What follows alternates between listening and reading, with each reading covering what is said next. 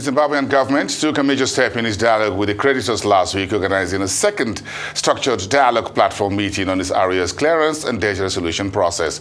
The February 24 debt conference, held with diplomatic representatives of mostly creditor countries, including the African Development Bank, was a follow-up on discussions held with development partners last December.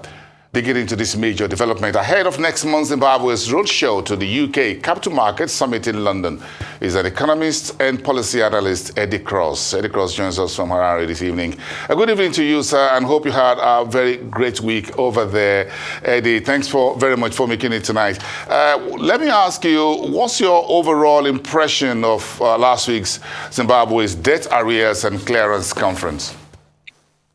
I think it was the first time that we've really made progress with the international community on the issue of restructuring our national debt. We've been in arrears now on our national debt since about 1998. So it's about 25 years.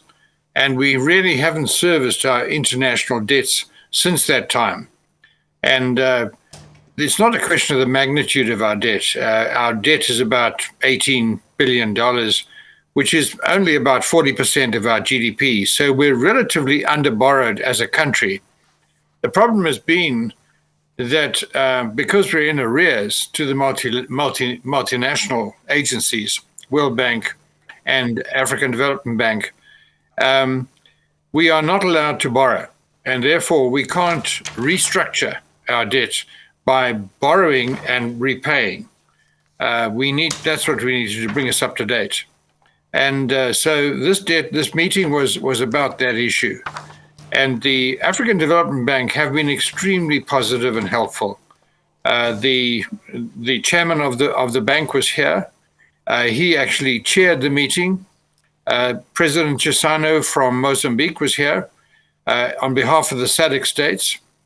And I think, generally speaking, we had a very positive reaction from the international community, particularly the European Union. And I think progress is now being made. And I hope that we'll be able to sort this problem out in the next few months. What is President Mnangagwa trying to achieve with this conference? How much has indeed been achieved in terms of debt restructuring or payments over the years? And of course, almost every year there's a meeting similar to this in terms of how Zimbabwe wants to deal with its debt moving forward. So what's going to be different this time around? Well, you see, we're not classified as a EPIC country, so we're not regarded as being one of the very poor countries. And therefore, the rules that apply to us are rather more stringent than many other African states. In Zambia, they had complete debt relief about 10 years ago. And subsequently, they've got into trouble again with debt in excess of their capacity to service it. But if you take a country like China, for example, or even Japan. But China has a debt which equivalent to 2.5 times its GDP. It is one of the most indebted countries in the world. Its debt is massive, it's huge. It far exceeds proportionally the kind of debts that we owe. But what China does is they simply borrow and repay when individual debts become due, and they pay their interest on time. That's what we haven't been doing. And therefore, we are locked out, and this is reinforced by American sanctions on us, which don't allow us access to international financial markets. So we've had to literally do everything ourselves. We've had no access to international finance for the last 20 years, none at all. And, that makes servicing our debt, building our infrastructure virtually impossible. And as a consequence, it's made things very difficult for us. And I think Emerson's trying to break the deadlock on that. So, Eddie, the AFDB president, Dr. Akinwumi Adesina, spoke very strongly in favor of Zimbabwe at the last week conference, and he says the people of Zimbabwe have suffered enough. The young people of Zimbabwe deserve to have their once prosperous country back. They cannot continue to suffer for a past they did not create. They deserve a new and prosperous future. So, Do you agree that Zimbabwe should not be defined by its past, but have a new horizon, a new future?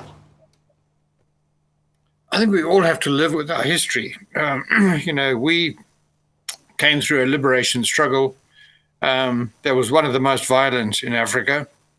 And at the end of that period of time, a new government was sworn in. It had literally no experience in running government, and it made mistakes. And I think this new government in Zimbabwe now admits many of those errors. And one of the principal errors they made was to spend more than they could afford. And the motivation was absolutely right. I mean, the first 5 years of the Mugabe regime here after 1980 were very exciting. We were opening a new school every day. We went from 2,000 schools in 1980 to 10,000 schools by 1995.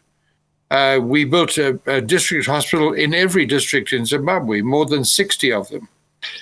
And we gave these services to our people. By the year 2000, we were the most literate country in Africa.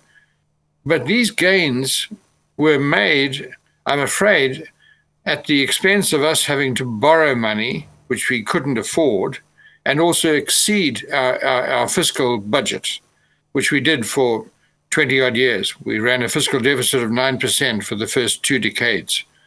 And now we're paying for that.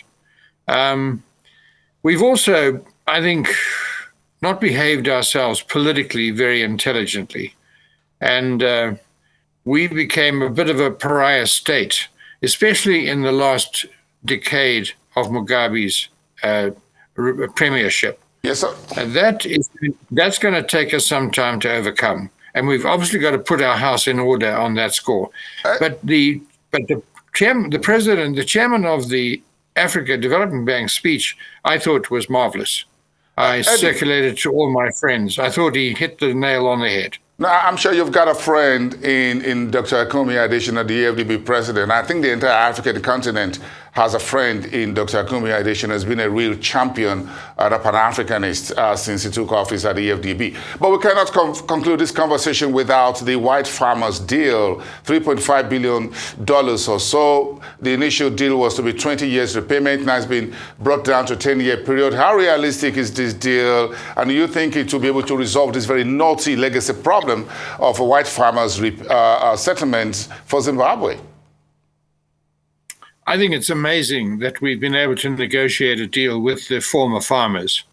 They were dispossessed of about 8 million hectares of land and assets worth many, many billions of dollars.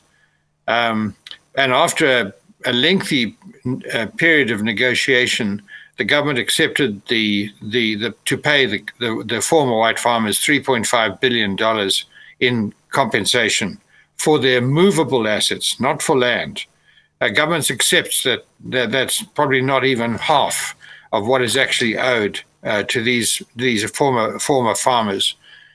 The farmers have accepted it. They held a referendum right at the beginning, and 94% of them accepted the deal. And the problem arose when the first payment became due, and that was $1.75 billion. Now that's, in anybody's language, that's a lot of money. In the Zimbabwean terms, it was more than we could actually find. And the government asked the farmers for an extension, and the farmers refused to give them an extension. So it then fell down to a negotiation with the Ministry of Finance. And after 5 months of negotiation, the minister, supported by the president, has now accepted a shorter period for payment, 10 years, and some interest on the outstanding balances. And this is not a wonderful deal, but I think it's the best that we can afford. They will be paid 10% of the capital sum in the first 3 years, and the balance over 7 years. And I think that's affordable for us. And I think that the government is sincere in wanting to put this deal to bed. So the farmers are now conducting a referendum of their members again. There's 2,900 of them. and they're spread all over the world, so it's not an easy exercise. But I think that there will be a very strong and positive response. And I think this new deal will be signed. I'm sure you're one of those who would agree that Zimbabwe should have some of its debt cancelled. So how much would you like to see it cancelled? The government and the private sector are heading to London next month for a roadshow at the UK Capital Market Conference. What do you think the key message should be? Let's wrap it up on that. Our bilateral debt, that is debt owing to other countries. The biggest creditor is Germany. And that debt, I think, could be quite easily reduced by 50% in a relatively short period of time. The bulk of the original sum borrowed was about 4 billion, and that debt now stands at 9 billion. So that's penalties and interest. And in my discussion with the diplomatic community, they say that's not an issue. They would gladly do that. Now, that does not really require Paris Club arrangements. That would be simply bilateral. The multilateral debt, that's the debt with the World Bank, African Development Bank, European Investment Bank, that is completely different. That cannot be reduced, and it has to be paid in full. And so either people have to lend us money to pay that off, or else we have to find some means of paying it off ourselves. And I think that's unlikely. And I think the most likely thing which will happen is that someone with deep pockets will give us a sovereign bond, which we'll pay over 20-odd years at a reasonable interest rate, and we'll be able to settle that liability. For example, the World Bank charges us 10% on our World Bank loans. It's ridiculous. It's absolutely appalling. There's nothing concessional about that. And then there's the debt to the farmers that cannot be reduced. We've got to pay that in full. And then there's commercial debt. And I think the commercial debt will be subject to negotiation on a firm by firm basis. And I think that we'll get a substantial reduction in that. So in the end, I'd be surprised if we have to pay more than $10 or $12 billion in full settlement of our debt. And then I hope we'd be able to resume borrowing on the international market to support our very urgent and massive infrastructure needs.